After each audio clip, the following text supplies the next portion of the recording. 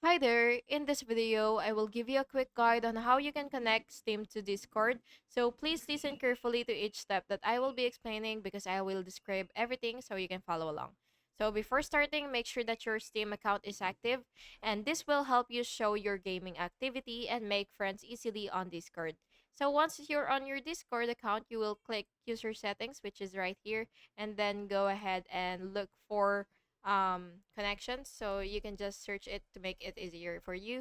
So click connections, and once you're here, you will just have to click view more, and then search for and then look for the Steam icon, and then just go ahead and click it once you've seen it.